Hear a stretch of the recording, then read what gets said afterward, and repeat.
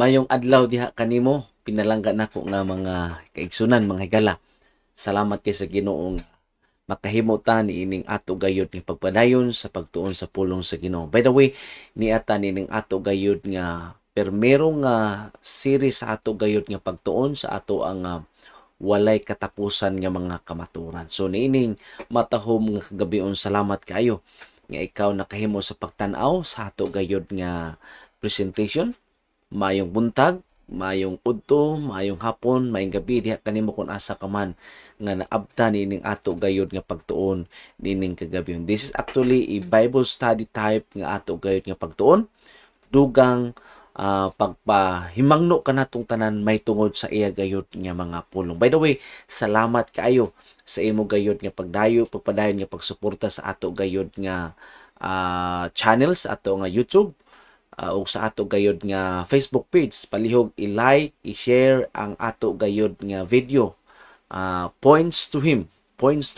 This is actually a self ministry mga kaigsunan alang sa ato gayod nga mga higala nga gusto makabalo sa pulong sa Ginoo. So ayaw ninyo kalimti nga ato gayod nga i-share kining ato gayod nga presentation nga ato gayud nga gina-post kanunay sa ato gayud nga FB page o sa ato gayud nga YouTube channel. So karon nga gabi sigon nako, karon nga adlaw lahi na sab nga series ang ato gayud nga pagatun-an.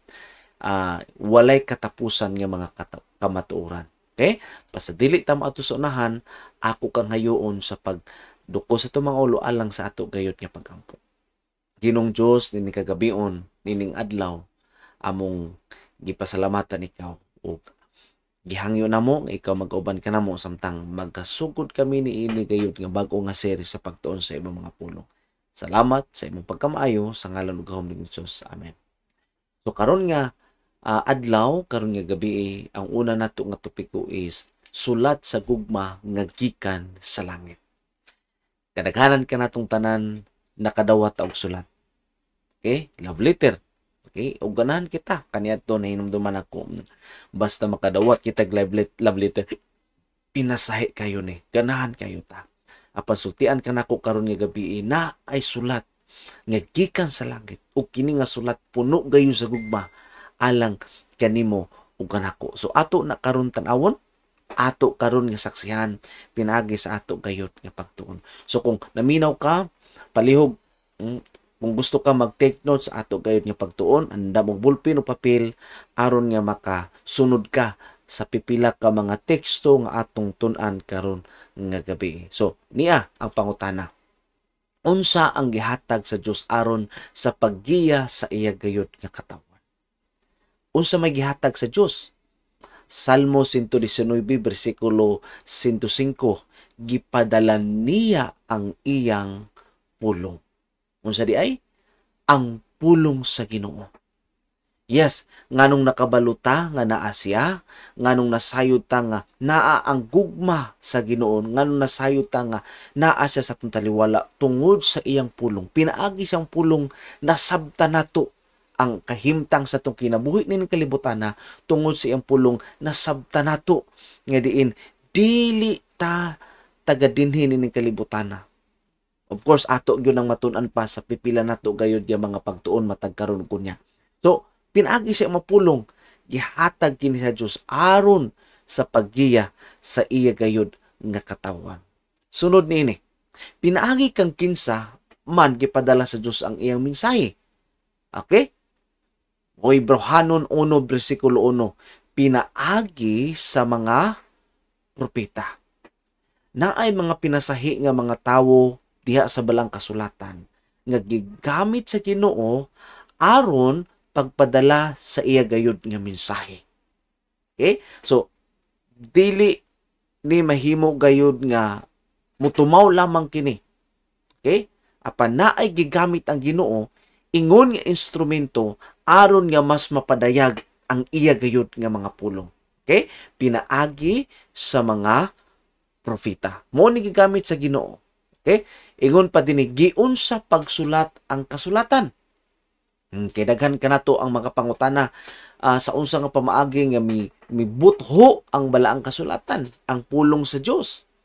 Okay? Ikaduhang Timoteo 3:16, ang tibuok nga kasulatan gituga sa Dios, gibuhat sa Dios, okay? Gipadayag sa Dios, gikan sa Dios. Ug sa lain nga version, no, sa English nga pinulungan, inspired by God. Okay? Ingon pa dinhi aron mas pasabtan nato, ang English nga pulong inspiration gikan sa Latin nga pulong divinitas inspirita. Nga buot pasabot nini, ang Grego nga ginagamit nini nga pulong mao ang theopneustos, nga sa ato pa ginahawa kini sa Dios. So klaro kayo, gituga kini sa Dios, buot pasabot gininhawag gikan gyud ni siyang baba. Pulong gayud kini niya, iyaha gyud ning sinultian. So dili gyud ni siya basta-basta nga mingbuto, minggawas nga pulong, kundi gikan gayud kini sa Ginoo. Kini nagasulti nga ang Dios nahilambigit kayod sa pagsulat sa kasulatan. Matud pa ni Fernando Canali sa Revelation Inspiration Understanding Scripture page 48. Okay? So, mao din ang makaigsunan mga higala nga ang pulong sa Ginoo gituga gikan nga na kaniya. Now, pinaagi ba sa kagustuhan sa tawo nga gisulat ang kasulatan? Pinaagi ba ang tubag? Dili. Okay? Kay ingon ang ikaduhang Pedro 1:21, kay wala may propesiya nga miabot pinaagi sa kabubuton sa tawo. Walay propesiya. Okay? Kung dili, unsa man gani, minanduan sa Espiritu Santo na nagpanulti ang mga balaang tawo sa Dios. Tungod o pinaagi sa balang Espiritu, kining mga balang tawo, they were inspired to write. They were inspired to write mga pinalangga nga mga higala. That's why, ang Ginoo gyud, ang Ginoo mismo, ang nagtugot nin, gikan gyud kini sa Ginoo. Dili gyud di basta-basta lang nga gikan sa tawo, kundi ang Ginoo gyud mismo ang nagmugna niini. Okay? Unsa man ang hinungdan nga gisulat ang kasulatan? Unsa may rason? Ngano naabot kining balaang kasulatan?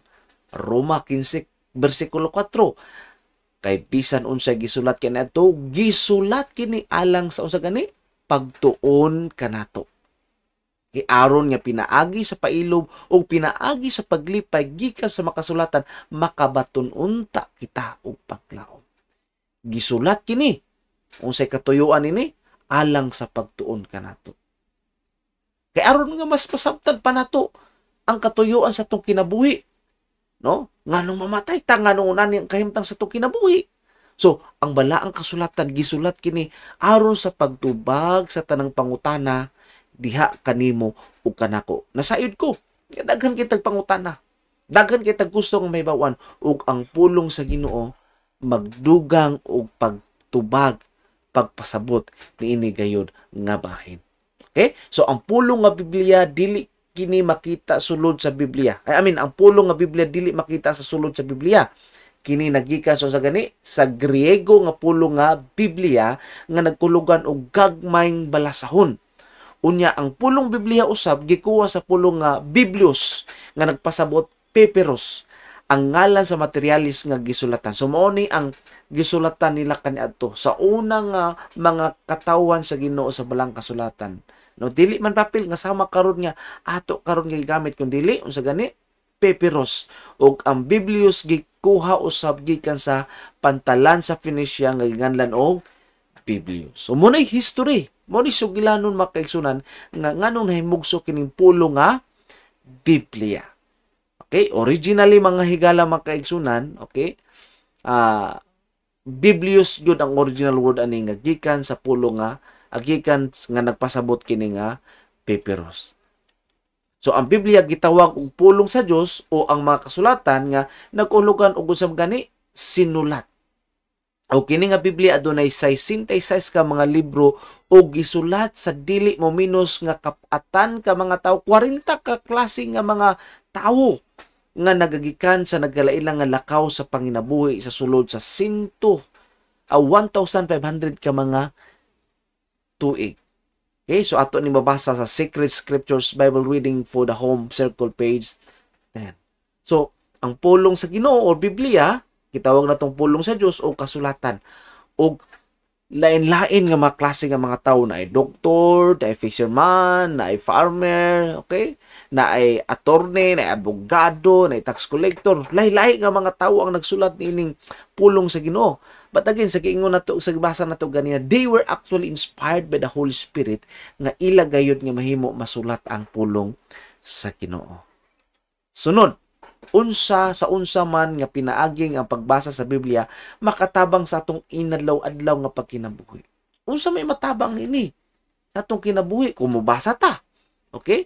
Unsa may mahimo nini sa atong kinabuhi kung tun-an nato ang pulong sa Ginoo?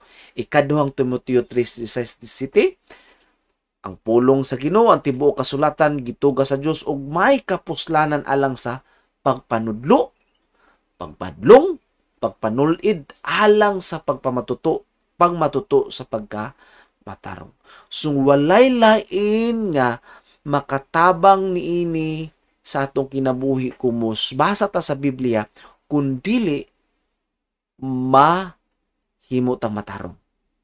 Mabag-o ta, mausob ta kay nganuman kitang tanan makasasala, kitang tanan masalaypon, kitang tanan nagkinahanglan og kausapan. So ang pulong sa Ginoo, ang Biblia, makatabang sa imo ug sako gayud nga kinabuhi kun ato kini basahon. Okay, importante nga ato kini nga basahon kay ang pulong sa Dios, ingon ang Hebrehanon 4:12, kay ang pulong sa Dios buhion nagalihok nga gamanan labi pang mahait kaysa espada nga duay sulab ug modulot ngadto sa gitagbuan sa kalag ug espiritu, sa mga lutahan ug sa mga kuyukan ug mutugkad sa mga hunahuna ug katuyuan sa kasing-kasing. Pagkanindot, no? Unani kagamhanan ang pulong sa Ginoo. Mooni ang mahimo sa pulong sa Ginoo sa imo ug sako gayud nga kinabuhi. Mutugkad sa mga hunahuna ug katuyuan sa kasing-kasing. Pagka makaingon ta nga powerful kayo ang ang pulong sa Ginoo. Naunsaon man nato pagtagad ang Biblia. Again, usahay manggod kasagaran karon sa akong nibawaan, mutuon sila og Biblia, himuon lang nila ni nga sleeping pills, mubasa sila Biblia kay aron makatulog din sila, no? I mean, unana bitaw nga pangununa makaigsunan, wala nila gitagaan og importansya ang pulong sa Ginoo. Wala nila gitagaan og gibug-aton kung unsa gyud ang pulong sa Ginoo o unsa mahimo nini sa imong sako gayud nga kinabuhi. Now, unsaon nato pagtagad ang Biblia? Una, tun-an nato adlaw-adlaw. Magtuon ta sa Biblia. Ikaduha, atong ikinabuhi. Matag pulong. Kaya ano man, again, ang pulong sa Ginoo makausab. Ang pulong sa Ginoo makatulid. Ang pulong sa Ginoo makahatag ka natong pagkamatarong. O ikatulo, ikalipay nato ang pulong sa Ginoo. Nay panahon nga, inigbasa nato sa Biblia, masakitan ta. Ikalipay na to na kung ano man. Once ka nasakitan ta, buot pasabot niya na kinahanglan ta og tambal. Kinahanglan ta kung sa man mausap. Kung masakitan, ganita, buot pasabot niya na nga murag na something sa ato kayo nga kinabuhi kang kinahanglan og subon. No? Sama ra gyud na pananglitan nga naatay sakit. No? Naatay sakit. Kung masakitan ta, buot pasabot niya na kinahanglan na gyud tambal. Tambalan yun ta. So, ang pulong sa Ginoo mo niyang tambal sa tong kinabuhi sa espirituhano na to nga panginahanglan. So, tambalan ta sa ato gayud niya kinabi. So, tulo lang. Tun-an nato, ato ikinabuhi, ug atong ikalipay ang pulong sa Ginoo. Now, alang kang kinsa man ang kasulatan, nagapamatuod. Of course, walay lain kung dili kang Ginoos. No? Juan 5:39, kini mo ang nagpamatuod mahitungod kang Kristo. So, ang pulong sa Ginoo, nagpoint ka nato diha kang Kristo. Ang pulong sa Ginoo, nagpoint nato diha kang Kristo nga mato manluwas siya nga naghatag ka nato kasiguruhan sa tong kinabuhi. Wala ni lain. Dili tawag kun dili si Kristo. Nga diin nagpakamatay alang kanimo o kanako mga kaigsuonan. Now sa katapusan, unsay tawag sa Biblia kanila nga mga nagabasa, nagapamati ug nagasunod sa mga pulong nga nasulat nini? Unsa may tawag ana nila? Ingon pa dinhi sa Pinadayag 1:3, bulahan.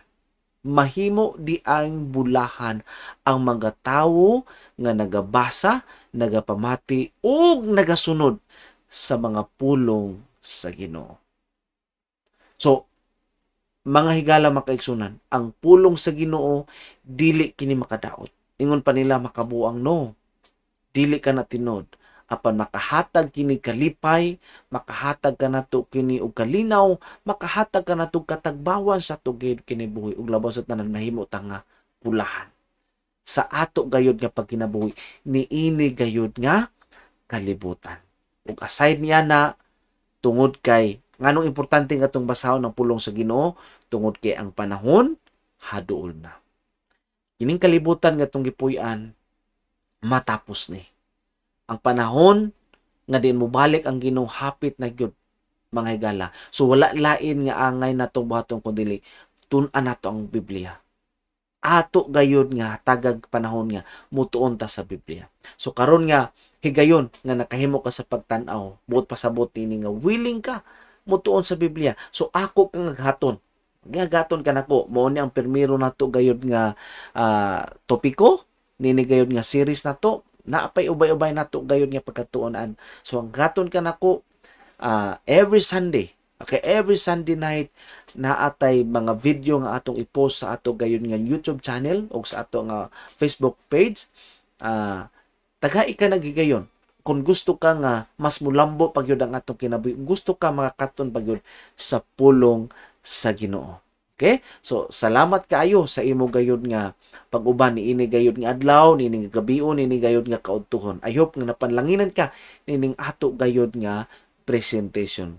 Kung aduna kay gusto nga ikasugyot, palihog, ayaw kalimot og comment diha sa atong comment section box o gusto ka nga naay kadugang comment mga higala makaigsoon. Gusto ka nga unsa pagyud ang gusto nimo makatunan sa pulong sa Ginoo. Kung naa kay pangutana, i-comment na kay aron ato gayud nga matubag kana gayud nga mga bay. By the way, sunod Domingo ang uluhan ang ato gayud nga topic nga itong pagadadon pagulagway sa malabot. Okay? Unsa may mahitabuon niya sa malabot. Unsa may mahitabo sa atong kinabuhi unya diha sa malabot. So ayaw kalimot. Okay? Atong tun-an kining mga pulong sa Ginoo. So alang sa pagtapos, ako kang dapiton sa pagduko sa itong mga ulo alang sa pagam. Ginoong Diyos, salamat kayo ni kagabion. Salamat nga ikaw nagiuban ka namo, ilabi na sa pagtuon sa imong pulong. Ang imong sulat nga puno sa gugma gikan sa langitong pulianan alang kanamong tanan nga makatabang sa pagpalig-on pag-andam sa among pagkinabuhi ini gayud nga napos nga mga adlaw. Salamat nga ikaw nagatubag sa pagampo sa ngalan ug Ginoong Hesus. Amen.